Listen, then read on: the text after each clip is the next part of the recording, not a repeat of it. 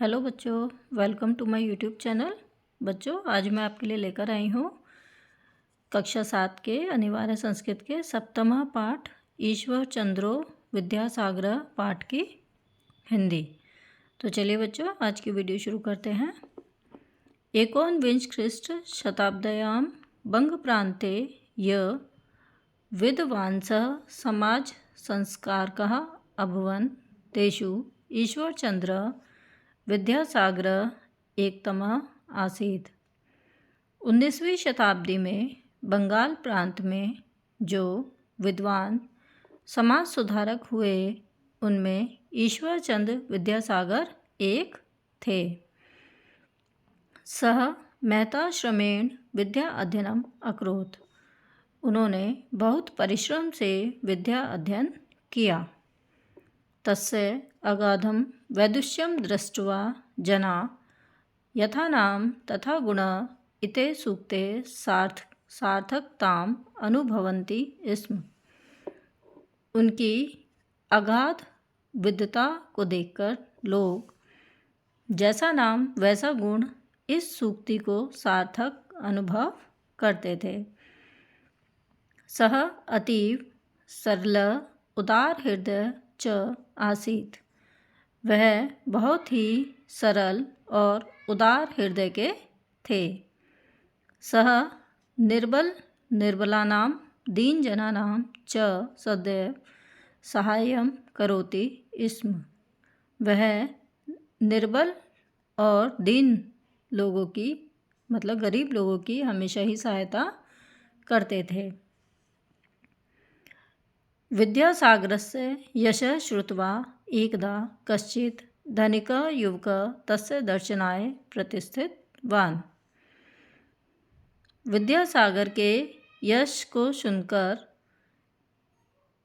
एक दिन किसी धनी युवक ने उनके दर्शन के लिए आए। ततः पूर्व स कदापि विद्यासागरं न अपश्यत्। उसने पहले कभी भी विद्यासागर को नहीं देखा था। रेलयानाद् अवतीर्य सः शवपेटिका वहनाय भारिक भारिक इति उच्चः शब्दम् अकरोत्। रेल से उतरकर वह अपने जो सूटकेस था उसको उठाने के लिए कुली कुली इस प्रकार ऊंचे शब्दों में उसने आवाज़ लगाई, किंतु कोऽपि भारिकः न आगतः, लेकिन कोई भी कुली नहीं आया। एतत् दृष्ट्वा तत्र स्थितः विद्यासागरः तम् उपगतः। ऐसा देखकर वहाँ पर स्थित जो विद्यासागर थे वो उसके पास गए। स धनिकः विद्यासागरं भारिकम् इति मन्यमानः तम् अवदत्।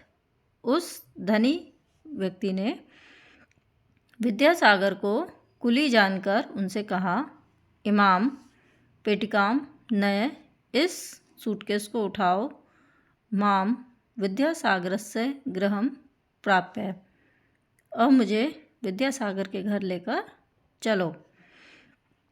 विद्यासागर तस्य पेटिकां करे कृत्वा तेन सह स्वगृहं प्राप्तवान्।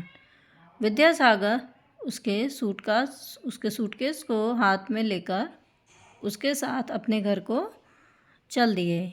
तत्र अयम् ए विद्यासागरः इति विज्ञाय स युवकः भ्रंशं लज्जितः विस्मितः च अभवत्।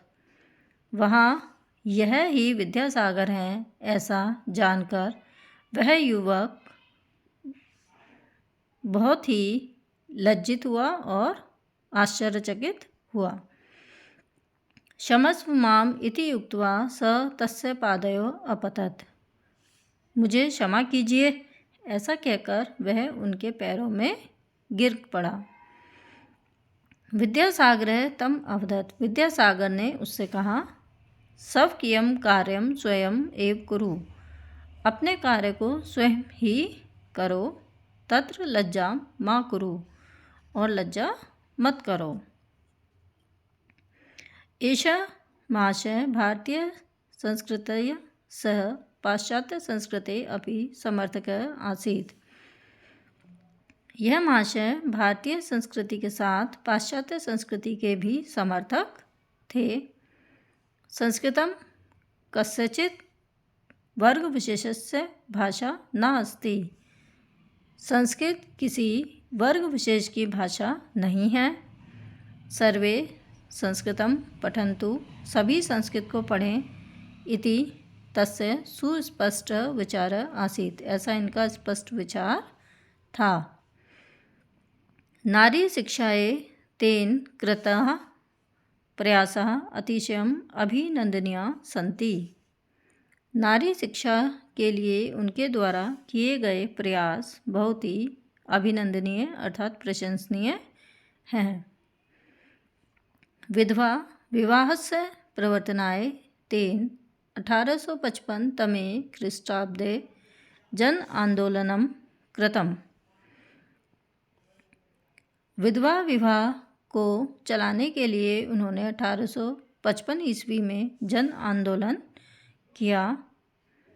बाल विवाहस्य बहुविवाह प्रथाया च प्रबल विरोधानीं तेन अन्यानि अपि बहूनि प्रशंसनीयानि कार्याणि कृतानि।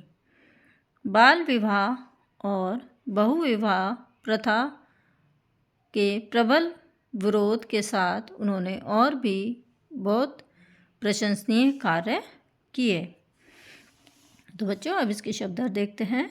मेहता श्रमेण मतलब बहुत मेहनत से, विद्या अध्ययनम पढ़ाई, अक्रोध किया, अगाधम अगाध अथाह, वैदुष्यम विद्वता, सार्थकता सत्यता या चरितार्थता, अनुभवन्ति स्म अनुभव करते थे, निर्बला नाम कमजोरों का,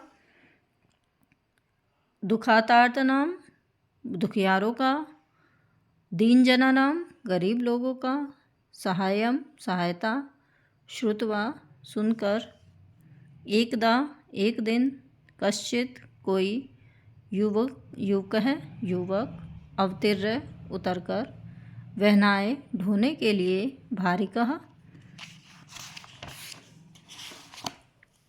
कुली या बोझ उठाने वाला, उच्च है जोर से, शब्दम अक्रोध आवाज़ लगाई, दृष्टवा देखकर, उपगतः पास पहुँचा, मन्यमानः मानता हुआ या समझता हुआ, प्राप्य पहुँचाओ, करे कृत्वा हाथ में लेकर, विज्ञाय जानकर, वृषम बहुत अधिक, विस्मितः चकित हुआ, क्षमस्व क्षमा कीजिए, माम मुझको, उक्तवा कहकर, पादयो पैरों पर या में, अपतत गिर पड़ा, कुरु करो, अभिनंदनीय प्रशंसनीय, प्रवर्तनाएं प्रारंभ करने के लिए, जन आंदोलनम सामूहिक अभियान।